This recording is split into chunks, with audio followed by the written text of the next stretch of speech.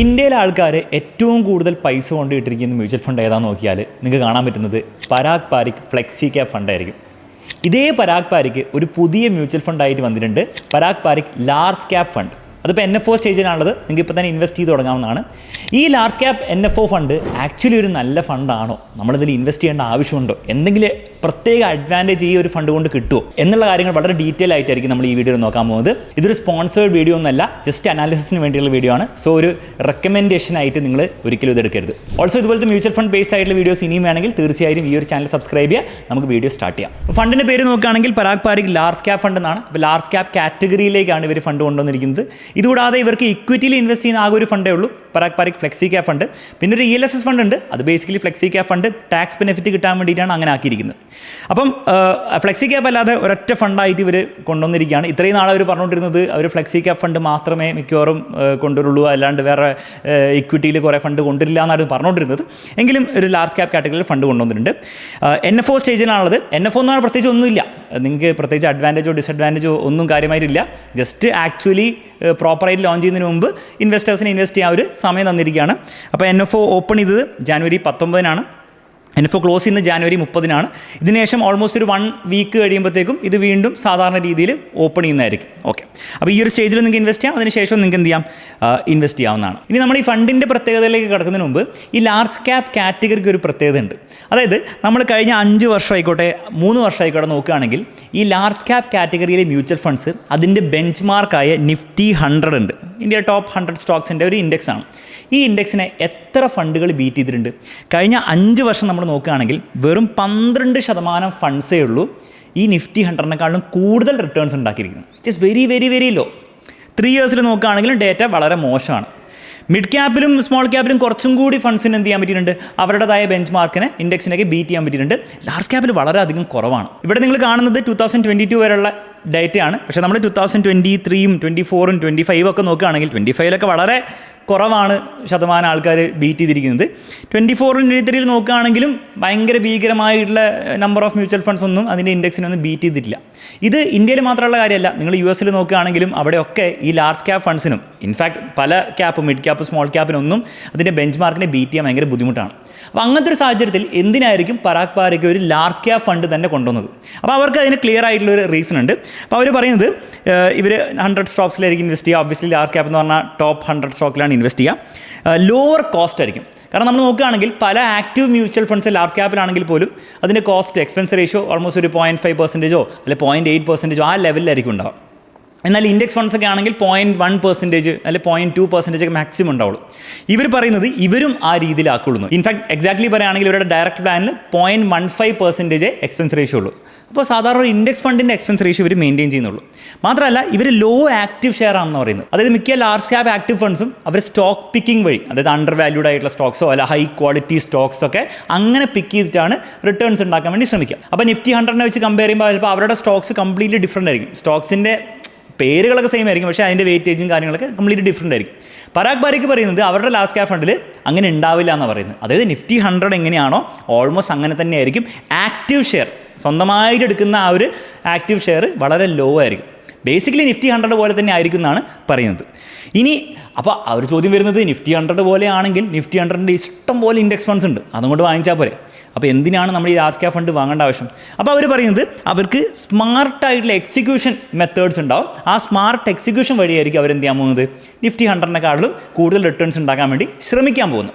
അപ്പോൾ നമുക്ക് നോക്കേണ്ടത് ഈ സ്മാർട്ട് എക്സിക്യൂഷൻ എന്താണെന്നുള്ള കാര്യമാണ്. അതിനുവേണ്ടി അവർ 5 മെത്തേഡ് ഉപയോഗിക്കുന്നതാണ് പറയുന്നത്. ഈ 5 മെത്തേഡ് നമുക്ക് മനസ്സിലാക്കാം. കാരണം ഈ ഒരു ഫണ്ടിൽ നിങ്ങൾ ഇൻവെസ്റ്റ് ചെയ്യാൻ പ്ലാനെങ്കിലും ഉണ്ടെങ്കിൽ ഈ 5 മെത്തേഡ് മനസ്സിലാക്കണം. അതിൻ്റെ റിട്ടേൺസിൻ്റെ സാധ്യതകളും റിസ്കിൻ്റെ സാധ്യതകളും മനസ്സിലാക്കിയാലേ ഈ ഒരു ഫണ്ടിൽ ഇൻവെസ്റ്റ് ചെയ്യണോ വേണ്ടോ എന്നുള്ളത് നിങ്ങൾക്ക് തീരുമാനിക്കാൻ പറ്റുള്ളൂ. അതിൽ ഓരോന്നും ഞാൻ വളരെ സിമ്പിളായിട്ട് പറഞ്ഞാൽ ഓവർ ഡെപ്തിലേക്ക് പോകാതെ. ഫസ്റ്റ് മെത്തേഡാണ് സിംഗിൾ സ്റ്റോക്ക് ഫ്യൂച്ചേഴ്സ്. വളരെ സിമ്പിൾ എക്സാമ്പിൾ പറയുകയാണെങ്കിൽ ഈ റിലയൻസിൻ്റെ ഷെയർ എന്ന് വിചാരിക്കാം. റിലയൻസ് Nifty 100-ൻ്റെ ഭാഗമാണ്. ഈ റിലയൻസിൻ്റെ ഷെയർ 2 രീതിയിൽ ഒരു മ്യൂച്വൽ ഫണ്ട് വാങ്ങാൻ പറ്റും, ക്യാഷ് മാർക്കറ്റിൽ നിന്നും ഫ്യൂച്ചേഴ്സ് മാർക്കറ്റിൽ നിന്നും. മിക്ക സമയത്തും ഒരു കമ്പനിയുടെ ഷെയർ ക്യാഷ് മാർക്കറ്റിലും ഫ്യൂച്ചർ മാർക്കറ്റിലും ഓൾമോസ്റ്റ് സെയിം പ്രൈസിനായിരിക്കും ഉണ്ടാവുക. പക്ഷേ ചില സമയങ്ങളിൽ ക്യാഷ് മാർക്കറ്റിനേക്കാളും കുറവ് പ്രൈസിനായിരിക്കും ചിലപ്പം ഫ്യൂച്ചേഴ്സ് മാർക്കറ്റിൽ അതേ ഷെയർ കിട്ടുക. അപ്പോൾ ഇങ്ങനത്തെ സാഹചര്യങ്ങൾ കണ്ടു കഴിഞ്ഞാൽ നമ്മുടെ Parag Parikh large cap fund പറയുന്നത് ഇവർ ഫ്യൂച്ചേഴ്സ് മാർക്കറ്റിൽ ഈ ഷെയർ വാങ്ങും. അതുകൊണ്ടുള്ള അഡ്വാൻറ്റേജ് എന്താ, ആ മന്ത് എൻഡിൽ, ഫോർ എക്സാമ്പിൾ ഞാൻ ഇപ്പോൾ ജാനുവരിയിൽ ഷൂട്ട് ചെയ്യുകയാണെങ്കിൽ ജാനുവരി മന്ത് എൻഡിൽ ലെറ്റ്സ് സേ ക്യാഷ് മാർക്കറ്റിൽ റിലയൻസിൻ്റെ പ്രൈസ് 1000 തന്നെ നിൽക്കുകയാണെങ്കിൽ ഫ്യൂച്ചേഴ്സ് മാർക്കറ്റിൽ മന്ത് എൻഡ് ആകുമ്പം ക്യാഷ് ആയിട്ട് മാച്ച് ആവണം. അതായത് മന്ത് എൻഡ് ആകുമ്പം ക്യാഷ് മാർക്കറ്റിൽ 1000 രൂപയിൽ സ്റ്റേ ചെയ്യുകയാണെങ്കിൽ ഫ്യൂച്ചേഴ്സ് മാർക്കറ്റിലും അതിൻ്റെ പ്രൈസ് 1000 രൂപയോ. അപ്പോൾ ഇവർക്ക് ആ 5 രൂപ, കാരണം ഇവർ 995 വാങ്ങിച്ചത്, ആ 5 രൂപ ഇവരുടെ പ്രോഫിറ്റാണ്. ഈ ഒരു കാര്യം ഇൻഡെക്സ് ഫണ്ടിന് ചെയ്യാൻ പറ്റില്ല. നിഫ്റ്റി 100 ഒരു ഇൻഡെക്സ് ഫണ്ട് ഉണ്ടെങ്കിൽ ഇൻഡെക്സ് ഫണ്ടിന് ക്യാഷ് മാർക്കറ്റിലേ വാങ്ങാൻ പറ്റുള്ളൂ. അപ്പോൾ ഇങ്ങനെ ഒരു സാഹചര്യം കണ്ടു കഴിഞ്ഞാൽ ഇവർ ഫ്യൂച്ചേഴ്സ് മാർക്കറ്റ് വാങ്ങി ചെറിയൊരു പ്രോഫിറ്റ് അവർക്ക് ഉണ്ടാക്കാനുള്ള സാധ്യതയുണ്ട്. സെയിം രീതിയിൽ അവർ ഇൻഡെക്സ് ഫ്യൂച്ചേഴ്സിലും ചെയ്യുന്നതാണ് പറയുന്നത്. ബേസിക്കലി നമ്മുടെ നിഫ്റ്റിയുടെ ഫ്യൂച്ചേഴ്സും അതുപോലെ നിഫ്റ്റി ഇൻഡെക്സ് വാല്യൂസും നോക്കുകയാണെങ്കിൽ ചില സമയങ്ങളിൽ ഒരു ചെറിയ ഡിഫറൻസ് ഉണ്ട്. അതായത് നിഫ്റ്റി ഫ്യൂച്ചേഴ്സ് വാങ്ങുന്നതായിരിക്കും കുറച്ചുകൂടി ലാഭം. അപ്പോൾ അങ്ങനത്തെ സാഹചര്യങ്ങൾ കണ്ടു കഴിഞ്ഞാൽ അവർ അതും ഉപയോഗിച്ച് ചെറിയ പ്രോഫിറ്റ്, നിങ്ങൾ കാണുമ്പോൾ മനസ്സിലാവും, 5% 10% പ്രോഫിറ്റ് എന്നല്ല, ഒരു 1% താഴെയുള്ളൊരു പ്രോഫിറ്റ് ഉണ്ടാക്കും എന്നാണ് അവർ പറയുന്നത്. മൂന്നാമത്തെ വഴിയാണ് മേർജർ ആർബിട്രാജ്. വീണ്ടും ഓവർ ഡീറ്റെയിലേക്ക് പോകാതെ പറഞ്ഞുതരാം. ലെറ്റ്സ് സേ ഒരു കമ്പനി എക്സ് എന്ന് പറഞ്ഞ കമ്പനി ഉണ്ട്, അത് നിഫ്റ്റി 100 ഇൻഡെക്സിൻ്റെ ഭാഗമാണ്. പരാഗ് പാരിക് ഓൾറെഡി ഹോൾഡ് ചെയ്യുന്നുണ്ട്. ഇമാജിൻ ചെയ്യുക, ഈ കമ്പനി എക്സിന് കമ്പനി വൈ എന്ന് പറഞ്ഞ ഒരു ചെറിയ കമ്പനിയെ വാങ്ങണം. കമ്പനി വൈ ഇൻഡെക്സിലുള്ളതല്ല, നിഫ്റ്റി 100 പക്ഷേ കമ്പനി എക്സിലേക്ക് മേർജ് ചെയ്യുമ്പോഴത്തേക്കും അത് നിഫ്റ്റി 100 ഭാഗമായി മാറും. അപ്പോൾ ഈ ഒരു ന്യൂസ് പുറത്തു വരുന്നു. ഈ ന്യൂസ് പുറത്ത് വരുന്നതിന് തൊട്ട് മുൻപ് ഈ കമ്പനി വൈൻ്റെ പ്രൈസ് 80 രൂപയാണെന്ന് വിചാരിക്കാം. ഈ ന്യൂസ് വന്നത് കമ്പനി എക്സ് കമ്പനി വൈനെ 100 രൂപയ്ക്കായിരിക്കും വാങ്ങുന്നതെന്നാണ്. അതായത് കറണ്ട് പ്രൈസിൽ നിന്ന് 20 രൂപ കൂടിയ പ്രൈസിനാണ് ഈ കമ്പനി എക്സ് കമ്പനി വൈനെ മേർജ് ചെയ്തത്, അഥവാ അക്വയർ ചെയ്യുന്നത്. ഈ ഒരു ന്യൂസ് പുറത്ത് വരുന്ന നിമിഷം മുതൽ തന്നെ ഈ കമ്പനി വൈൻ്റെ പ്രൈസ് കൂടി തുടങ്ങും. അത് കൂടി ഐഡിയലി 100 ആവേണ്ടത്, പക്ഷെ അത് ഓൾമോസ്റ്റ് ഒരു 95 ലെവൽ വരെയൊക്കെ ആവുള്ളൂ. അതിൻ്റെ കാരണം എന്ന് വെച്ചാൽ മാർക്കറ്റിന് ഉറപ്പുണ്ടാവില്ല ഈ ഒരു ഡീല് 100% ക്ലോസ് ആവുന്നുള്ള കാര്യം. ആ ഒരു സംശയം ഉള്ളതുകൊണ്ട് തന്നെ ഒരു 95 ലെവലിൽ പോയിട്ട് സ്റ്റക്കാവും. ഈ പരാഗ് പാരിക് പറയുന്നത് അവർക്ക് ഓൾമോസ്റ്റ് ഉറപ്പാണ് ഈ ഒരു ഡീല് നടക്കുമെങ്കിൽ അവരെന്ത് ചെയ്യും, അവർ 95 പോയിട്ട് നേരത്തെ തന്നെ ഈ കമ്പനി വൈനെ വാങ്ങും. അതുകൊണ്ടുള്ള ഗുണം എന്താണ്, ഇവഞ്ച്വലി ഈ ഡീല് ആക്ച്വലി നടന്നു കഴിഞ്ഞാൽ, സക്സസ്ഫുള്ളായി നടന്നു കഴിഞ്ഞാൽ കമ്പനി വൈ കമ്പനി എക്സിൻ്റെ ഭാഗമാവും. അങ്ങനെ അതിൻ്റെ പ്രൈസ് ഓട്ടോമാറ്റിക്കലി 100 റുപ്പീസിലേക്കാവും. ആ 100 റുപ്പീസിലായിരിക്കും ഇൻഡെക്സ് ഫണ്ട്സ് വാങ്ങുക. കാരണം അവർക്ക് എന്തായാലും ഇതിനെ വാങ്ങേണ്ടി വരുള്ളൂ, അല്ലെങ്കിൽ കമ്പനിയിലേക്ക് മേർജ് ആയതുകൊണ്ട് തന്നെ ഓട്ടോമാറ്റിക്കലി അത് വാങ്ങിയ പോലെയാണ്. അപ്പോൾ ഇൻഡെക്സ് ഫണ്ട്സ് എഫക്റ്റീവ്ലി ഇതിനെ 100 രൂപയ്ക്കായിരിക്കും വാങ്ങാം. പക്ഷേ ഇവരെന്ത് ചെയ്യും, നേരത്തെ വാങ്ങുന്നതുകൊണ്ട് 95 റുപ്പീസിനോ, എക്സാമ്പിൾ രീതിയിൽ പറയുകയാണ്, കുറച്ചും കൂടി കുറവ് പ്രൈസിന് അവർക്ക് വാങ്ങാൻ പറ്റും. പക്ഷേ ഇവിടെ രസകരമായുള്ള കാര്യം, ഈ ഒരു ഡീല് നടന്നില്ലെങ്കിൽ പരാഗ് പാരിക് ആക്ച്വലി ഒരു ലോസ് ഉണ്ടാക്കാനൊക്കെ ചാൻസ് ഉണ്ട്. അപ്പം എപ്പോഴും ഒരു റിട്ടേൺസിന് സാധ്യത ഉണ്ടെങ്കിൽ ഒരു റിസ്ക്കും എടുക്കുന്നുണ്ടെന്നുള്ള കാര്യം കൂടെ നമ്മൾ മനസ്സിലാക്കണം. അപ്പോൾ ഇതാണ് ഒരു മെത്തേഡ്. Hello everyone. അപ്പോൾ നിങ്ങൾക്ക് മ്യൂച്വൽ ഫണ്ടിൽ ഇൻവെസ്റ്റ് ചെയ്യാൻ ആഗ്രഹമുണ്ട്, എന്നാൽ എങ്ങനെയാണ് മ്യൂച്വൽ ഫണ്ട് പിക്ക് ചെയ്യേണ്ടത്, ഏത് ഫണ്ട്സാണ് നിങ്ങൾക്ക് ഏറ്റവും നന്നാവുക എന്നുള്ള കാര്യം നിങ്ങൾക്ക് കൃത്യമായിട്ട് അറിയില്ലെങ്കിൽ ഈ കാര്യം വളരെ സിമ്പിളായിട്ട് മനസ്സിലാക്കാൻ വേണ്ടിയിട്ട് നമ്മളൊരു കോഴ്സ് ലോഞ്ച് ചെയ്തിട്ടുണ്ട്. കോഴ്സിൻ്റെ പേര് മ്യൂച്വൽ ഫണ്ട് മെയ്ഡ് ഈസി എന്നാണ്. ഈ ഒരു കോഴ്സിൽ ഏറ്റവും ബിഗിനർ ലെവലിൽ നിന്ന് സ്റ്റാർട്ട് ചെയ്ത് എന്താണ് മ്യൂച്വൽ ഫണ്ട് എന്നും എങ്ങനെയാണ് നല്ലൊരു മ്യൂച്വൽ ഫണ്ട് പിക്ക് ചെയ്യേണ്ടതെന്നും മാത്രമല്ല ഈ മ്യൂച്വൽ ഫണ്ട്സ് ലോങ് ടേമിൽ നിങ്ങൾക്ക് വെൽത്ത് ഉണ്ടാക്കാൻ വേണ്ടി എങ്ങനെ യൂസ് ചെയ്യണം എന്നുള്ള കാര്യം വളരെ ഡീറ്റെയിൽ ആയിട്ട് നമ്മൾ കവർ ചെയ്യുന്നുണ്ട്. ഈ ഒരു കോഴ്സിലൂടെ മ്യൂച്വൽ ഫണ്ട്സ് ശരിക്കും മനസ്സിലാക്കുകയും അതുവഴി അതിന്റെ മാക്സിമം ബെനിഫിറ്റ് നിങ്ങൾക്ക് ലൈഫിൽ കിട്ടണമെങ്കിൽ തീർച്ചയായും നമ്മുടെ കോഴ്സിൽ ജോയിൻ ചെയ്യുക. ലിങ്ക് ഡിസ്ക്രിപ്ഷനിൽ കൊടുത്തിട്ടുണ്ട്. നാലാമത്തെ മെത്തേഡാണ് സ്മാർട്ടർ റീബാലൻസിങ്. ഇപ്പോൾ വീണ്ടും അവരുടെ സ്ലൈഡിൽ കൊടുത്ത സാധനം തന്നെയാണ്, അത് വെച്ചിട്ട് എക്സാമ്പിൾ ആയിട്ട് പറഞ്ഞുതരാം. ഇമാജിൻ ചെയ്യാം, ഒരു സ്റ്റോക്ക് ഇപ്പോൾ നിഫ്റ്റി 100 ഇൻഡെക്സിൽ ഇല്ല, പക്ഷേ നിഫ്റ്റി 100 ഇൻഡെക്സിൻ്റെ ഭാഗമാകാൻ പോവുകയാണ്. അപ്പോൾ ഈ ഒരു കാര്യം ഈ NSE എന്ന് പറഞ്ഞ ഇൻഡെക്സ് നേരത്തെ തന്നെ അനൗൺസ് ചെയ്യും. ഫോർ എക്സാമ്പിൾ സെപ്റ്റംബർ 15 തന്നെ അവർ അനൗൺസ് ചെയ്യും ഈ പുതിയ സ്റ്റോക്കുകളൊക്കെ ആയിരിക്കും നിഫ്റ്റി 100 ഇൻഡെക്സിൻ്റെ ഭാഗമാകാൻ പോകുന്നുള്ള കാര്യം. പക്ഷേ ഇൻഡെക്സ് ഫണ്ട്സിന് ആ സ്റ്റോക്സിനെ ഇമ്മീഡിയറ്റ്ലി വാങ്ങാൻ പറ്റില്ല. അവർക്ക് സെപ്റ്റംബർ 30 ആകുമ്പോൾ, മിക്ക സമയത്ത് ഒരു 2 ആഴ്ചൻ്റെ ഒരു ഗ്യാപ്പ് വരും, അപ്പോഴേ വാങ്ങാൻ പറ്റുള്ളൂ. ഇപ്പോൾ ഫോർ എക്സാമ്പിൾ നമ്മൾ നോക്കുകയാണെങ്കിൽ ട്രെൻഡ് എന്ന് പറഞ്ഞ ഈ ഒരു സ്റ്റോക്ക് 15-ാം തീയതി തന്നെ NSE അനൗൺസ് ചെയ്തു ഇത് നിഫ്റ്റി 100ൻ്റെ ഭാഗമാവുന്നുള്ള കാര്യം. അപ്പോൾ 15 മുതൽ ആൾക്കാർ ഇതിനെ വാങ്ങി തുടങ്ങും മെല്ലെ മെല്ലെ. പക്ഷേ ഇൻഡെക്സ് ഫണ്ടിന് എന്ത് ചെയ്യാൻ പറ്റുള്ളൂ, 30-ാം തീയതിയെ വാങ്ങാൻ പറ്റുള്ളൂ. അപ്പോൾ നമുക്കിവിടെ ക്ലിയർ ആയിട്ട് കാണാം, 30-ാം തീയതി ഭയങ്കര വോളിയം ഷൂട്ടപ്പായി. അപ്പോൾ ഇൻഡെക്സ് ഫണ്ട് വാങ്ങുകയാണ്. കാരണം എന്താണ്, എല്ലാ ഇൻഡെക്സ് ഫണ്ട്സും അപ്പോഴായിരിക്കും പോയി വാങ്ങാം. പക്ഷേ അതിൻ്റെ പ്രൈസ് സെപ്റ്റംബർ 15 മുതൽ തന്നെ മുകളിലേക്ക് പോയിക്കൊണ്ടിരിക്കുകയാണ്. കാരണം എല്ലാവർക്കും അറിയാം അത് ഇൻഡെക്സിൻ്റെ ഭാഗമാവും, എല്ലാ ഇൻഡെക്സ് ഫണ്ട്സും വന്ന് വാങ്ങും. അതിൻ്റെ പ്രൈസ് ഇനി അങ്ങോട്ട് ലോങ് ടേമിൽ ഷൂട്ടപ്പ് ചെയ്യാനാണ് ചാൻസ്. കാരണം ലാർജ് ക്യാപ് ഇൻഡെക്സിൻ്റെ ഭാഗമാകുമ്പോൾ ഓട്ടോമാറ്റിക്കലി ഫോറിൻ ഇൻവെസ്റ്റേഴ്സും കാര്യങ്ങളൊക്കെ അതിൽ ഇൻവെസ്റ്റ് ചെയ്യാൻ തുടങ്ങും. അതിൻ്റെതായ കുറേ ബെനിഫിറ്റ്സ് ഉണ്ട്. പരാഗ് പാരിക്കിന് ഈ ഒരു കാര്യം നേരത്തെ അറിയാം. മാത്രമല്ല അവർക്ക് ഇൻഡെക്സ് ഫണ്ട്സിന് പോലെ 30-ാം തീയതി വരെ വെയിറ്റ് ചെയ്യേണ്ട ആവശ്യമില്ല. അങ്ങനെ എന്ത് ചെയ്യാം, അവർക്ക് ഈ ഒരു പ്രൈസ് കൂടുന്നതിൻ്റെ അഡ്വാൻറ്റേജ് എടുക്കാം. അവർക്ക് ചാടിപ്പോയിട്ട് ഇവിടെ തന്നെ പീക്കിൽ വാങ്ങേണ്ട ആവശ്യമില്ല, അവർക്ക് മെല്ലെ മെല്ലെ അക്യുമുലേറ്റ് ചെയ്ത് തുടങ്ങാം. അപ്പോൾ ആ ഒരു അഡ്വാൻറ്റേജ്, സ്മാർട്ടർ റീബാലൻസിംഗ് എന്ന് പറഞ്ഞ അഡ്വാൻറ്റേജ് അവർ ഉപയോഗിക്കുന്നതായിരിക്കും. ഈ സെയിം കാര്യം സ്റ്റോക്ക് ഇൻഡെക്സിൻ്റെ പുറത്തേക്ക് വരുമ്പോഴും അവർ ഉപയോഗിക്കുന്നതായിരിക്കും. സ്റ്റോക്ക് നിഫ്റ്റി 100 ഇൻഡെക്സിൻ്റെ പുറത്തേക്ക് വരുന്ന കാര്യം നേരത്തെ അനൗൺസ് ചെയ്യും.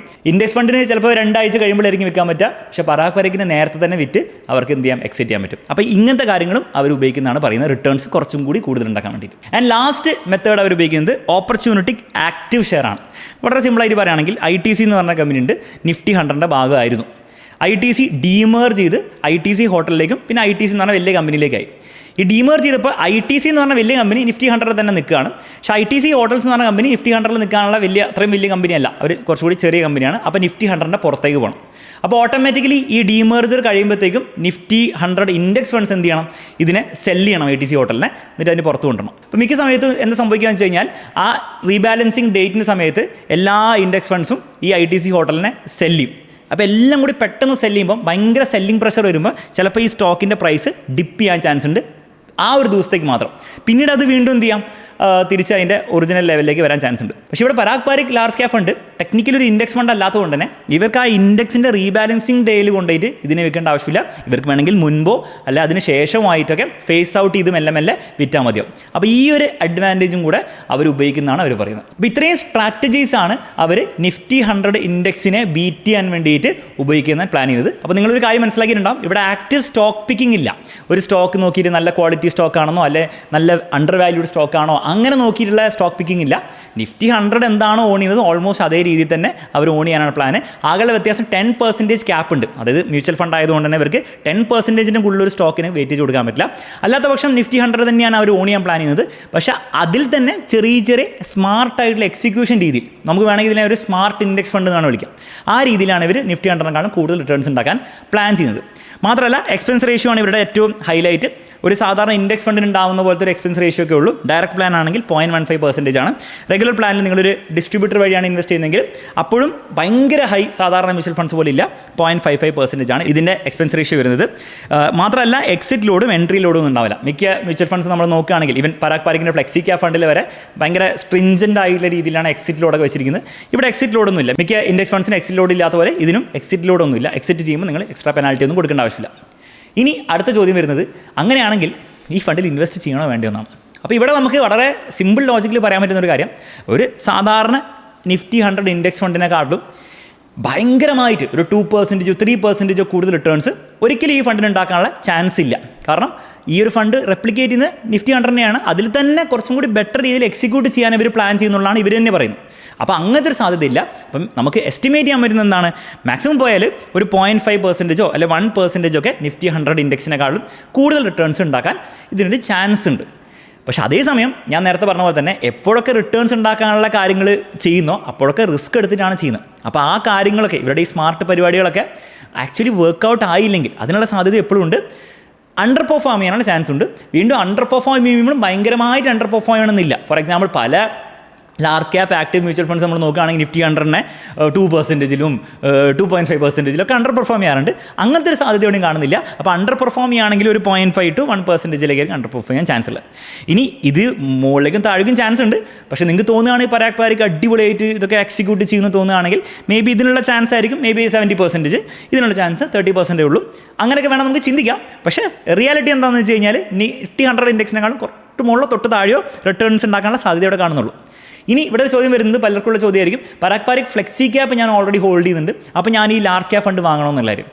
അതിന് വലിയൊരു പോയിന്റ് കാണുന്നില്ല. കാരണം ഫ്ലെക്സി ക്യാപ്പ് തന്നെ ഓൾറെഡി അതിൽ 76% ഇക്വിറ്റിയിൽ തന്നെ ഓൾമോസ്റ്റ് എല്ലാം തന്നെ എന്താണ് ലാർജ് ക്യാപ്പ് തന്നെയാണ്. അപ്പോൾ എഫക്റ്റീവ്ലി അതൊരു ലാർജ് ക്യാപ്പ് ഇൻഡെക്സ് ഫണ്ട് അല്ലെ ലാർജ് ക്യാപ്പ് ഫണ്ട് പോലെ തന്നെ ബിഹേവ് ചെയ്യുന്നത്.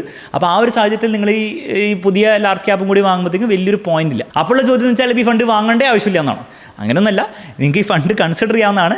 ഗിവൺ നിങ്ങൾക്ക് ഓൾറെഡി നിഫ്റ്റി 100 പോലത്തെ ഒരു ലാർജ് ക്യാപ്പ് ഇൻഡെക്സ് ഫണ്ട് അല്ലെങ്കിൽ നിഫ്റ്റി 50 പോലത്തെ ലാർജ് ക്യാപ്പ് ഇൻഡെക്സ് ഫണ്ട് വാങ്ങാൻ പ്ലാൻ ഓൾറെഡി ഉണ്ടായിരുന്നെങ്കിൽ നിങ്ങൾക്ക് ഓൾട്ടർനേറ്റീവ്ലി ചെറിയൊരു റിട്ടേൺസ് കൂടുതൽ കിട്ടാനുള്ള ആഗ്രഹം കൊണ്ട് നിങ്ങൾക്ക് എന്ത് ചെയ്യാം, വേണമെങ്കിൽ ഈ ഒരു ഫണ്ട് കൺസിഡർ ചെയ്യാവുന്നതാണ്. മറ്റൊരു റീസൺ, നിങ്ങൾ ലാർജ് ക്യാപ് കാറ്റഗറിയിലെ ഇതിലെ ആക്റ്റീവ് ഫണ്ട്സിലൊക്കെ ഇൻവെസ്റ്റ് ചെയ്യാൻ പ്ലാൻ ചെയ്യുന്നുണ്ടെങ്കിൽ അല്ല ഓൾറെഡി ഇൻവെസ്റ്റ് ചെയ്യുന്നുണ്ടെങ്കിൽ നിങ്ങൾ അതിലെ പെർഫോമൻസിൽ സാറ്റിസ്ഫൈഡ് അല്ലെങ്കിൽ, കാരണം നമ്മൾ ഡേറ്റ നോക്കുകയാണെങ്കിൽ മിക്ക ലാർജ് ക്യാപ് ആക്റ്റീവ് ഫണ്ട്സും ലാർജ് ക്യാപ് ഈ നിഫ്റ്റി 100 ഇൻഡെക്സിനെ പൊട്ടിക്കില്ല. പ്രീവിയസ് ഡേറ്റ അങ്ങനെയാണ് പറയുന്നത്, ഫ്യൂച്ചറിലും ഓൾമോസ്റ്റ് അങ്ങനെ ഉണ്ടാവാൻ ചാൻസ്.